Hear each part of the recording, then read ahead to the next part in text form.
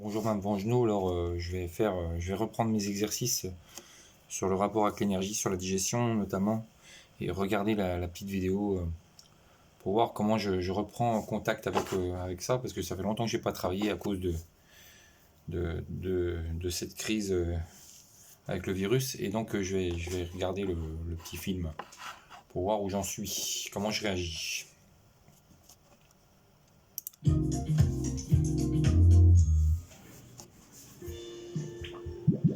Salut, je m'appelle Raymond.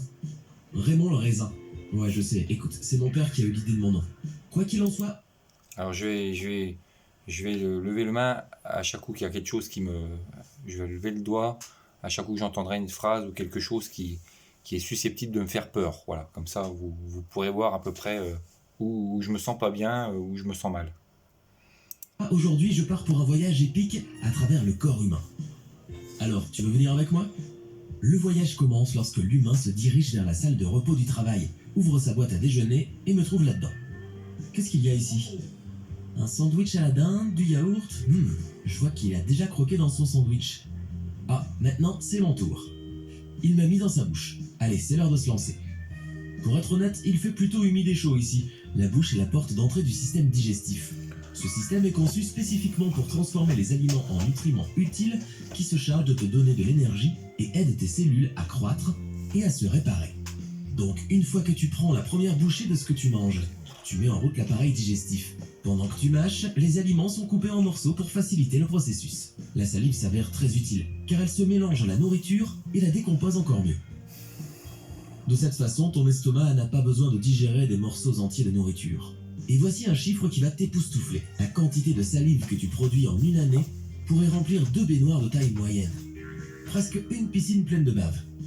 Il pleut vraiment de la salive ici. Berk. Waouh, je ferais mieux de faire attention à ses dents. Je ne voudrais pas finir comme la dinde là-bas. C'est compliqué puisque ce type utilise sa langue pour faire rouler la nourriture dans sa bouche et vers ses dents. Mais moi, je n'ai pas du tout envie de me transformer en confiture aujourd'hui. Alors je vais juste éviter de me faire croquer. On descend par ce toboggan. Ouais, nous nous dirigeons maintenant vers la gorge. Ils l'appellent aussi le pharynx. Oh, la route bifurque en deux voies. Par où dois-je aller? Pique, pique, collégramme. Bon, je ne sais pas. Je vais tenter par ici. Attends. Je crois que j'ai pris la mauvaise direction. Pourquoi tout tremble? Ce pauvre humain tousse comme un fou. Quelqu'un lui donne une bonne claque dans le dos. Et voilà, on remonte. Désolé mec. Ouf, c'est passé près. J'ai failli finir dans ses poumons, ce qui aurait été terrible. Bon, parfait, je suis de retour sur la bonne route. Alors essayons à nouveau. J'ai pris correctement le chemin qui passe à travers le tube digestif. Il porte le nom sophistiqué d'œsophage. Moi j'aime bien l'appeler le train des aliments, mais c'est beaucoup moins spacieux que je l'imaginais. Je me fais un peu écrabouiller ici. Oh, comment je fais pour continuer à descendre?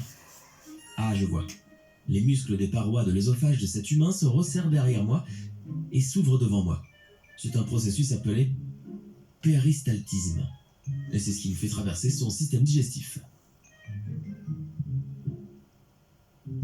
Encore quelques secondes de plus et nous sommes arrivés au bout du tunnel. Ici, il y a un muscle qui s'ouvre pour laisser la nourriture pénétrer dans l'estomac et l'empêcher de revenir dans l'œsophage. C'est un peu comme une douane à sens unique. Je ne suis qu'un touriste, laissez-moi entrer. Yes, j'ai traversé la valve et pénétré dans l'estomac. Alors là, tu vois, et... ouais, alors là, il y a la vidéo qui est apparue, j'ai eu une image, je suis obligé de couper.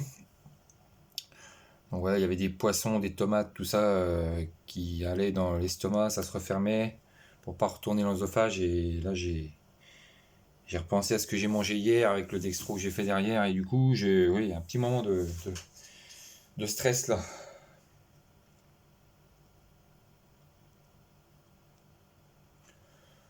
Alors voilà, là, voilà, c'est le genre de début de stress que je peux avoir quand je suis en voiture. Et là, il est là le problème en fait. C'est que quand je suis chez moi comme ça, voilà, je peux couper la vidéo, je peux me lever, je peux bouger. Quand je suis en voiture, je peux pas le faire. C'est-à-dire que j'ai toujours les commandes j'ai toujours les commandes de ma voiture, le volant, et du coup une image qui passe et je peux rien faire en fait. Je suis obligé de la subir. Je peux pas la stopper et je peux pas stopper non plus forcément ma voiture tout de suite, surtout si j'ai du monde à l'intérieur et que qui est qui pourraient éventuellement s'inquiéter d'un malaise. Donc ça fait partie d'un des problèmes, parce que là je voyais que j'ai eu une image qui est arrivée quand il y a eu ces aliments dessinés qui passaient dans l'estomac. Et du coup ça m'a fait penser à ça. Le fait d'être en voiture, de ne pas pouvoir stopper son véhicule et de continuer de conduire normalement tout en pensant que ça va bien. Et c'est très compliqué. Laisse-moi voir ces drôles de murs. Waouh, il est solide, dis donc. Il est tout musclé. Je ne suis pas surpris en fait. L'estomac reçoit mélange et broie la nourriture en bouillie, donc il doit être assez fort. Honnêtement, ça n'a pas l'air trop... Oh mon dieu, qu'est-ce que c'est? Ça brûle horriblement. Wow, wow, wow, wow, c'est chaud. Je dois me débarrasser de cet acide gastrique ou... Je vais me transformer en liquide ou en pâté comme le sandwich à la dinde là-bas.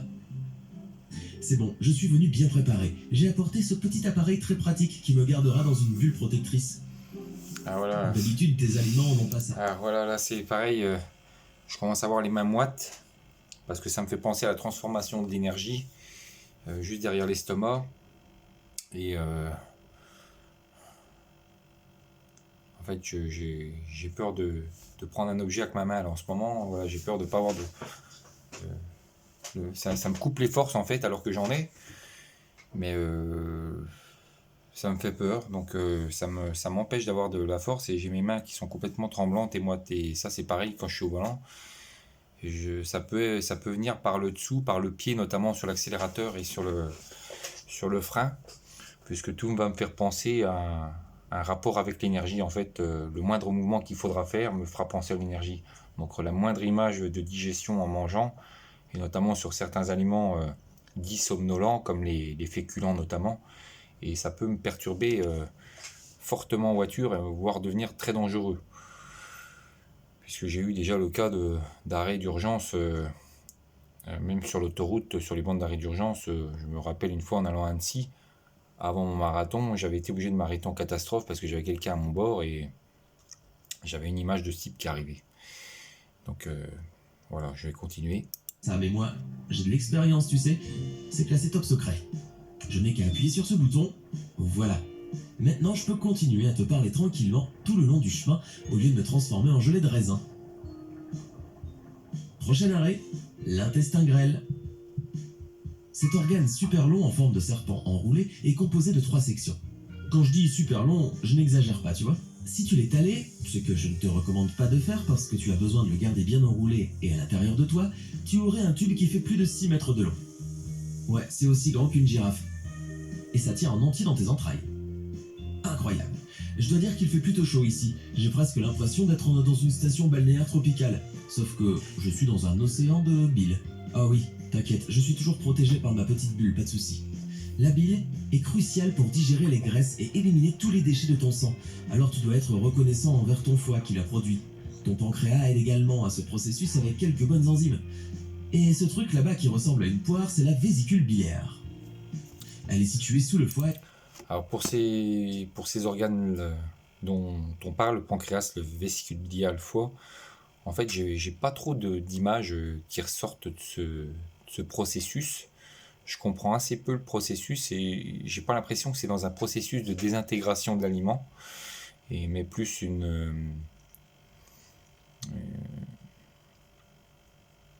c'est un peu plus vers l'intestin, donc c'est plus une transformation en déchets qu'une transformation en énergie. Donc en fin de compte, pour moi ces organes-là ne me font pas penser à la nutrition, à la digestion, mais plus à la transformation des déchets quand on va à la selle, notamment. Et en fait, j'ai pas trop d'images qui ressortent de ces organes. Elle se charge de garder la bile jusqu'au bon moment. Mec, cette chose est vraiment bien enroulée, hein. J'ai des vertiges à cause des virages. Mais pas de retour en arrière maintenant. Ces parois intestinales qui se contractent me poussent toujours vers l'avant. On dirait que je suis déjà dans la dernière section de l'intestin grêle. Et que je passe à l'étape suivante de mon voyage, le gros intestin. Aussi connu sous le nom de côlon, c'est un tube fait... Voilà, alors je vais arrêter là parce que je pense qu'après c'est un peu moins peureux. Je vais vous envoyer la vidéo de ces réactions que j'ai et il faudra que j'essaie de la regarder un peu tous les jours pour essayer de voir où sont exactement, quel type d'image je peux ressentir à tel processus.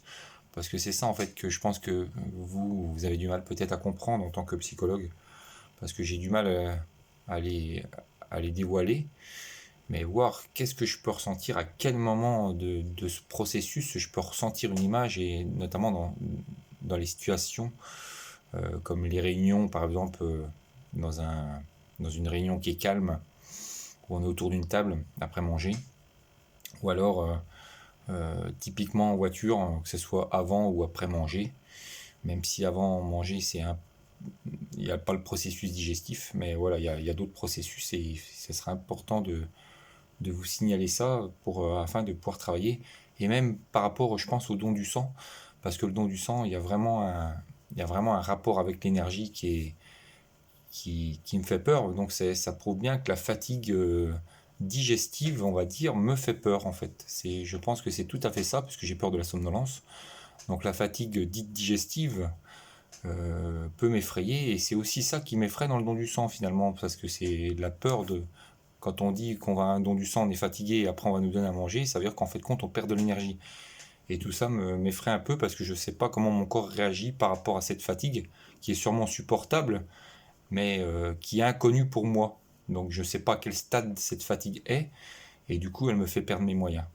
Voilà, donc je vais vous envoyer cette vidéo qui fait à peu près 11 minutes 40, et je vous souhaite une bonne soirée, maman genou. À bientôt.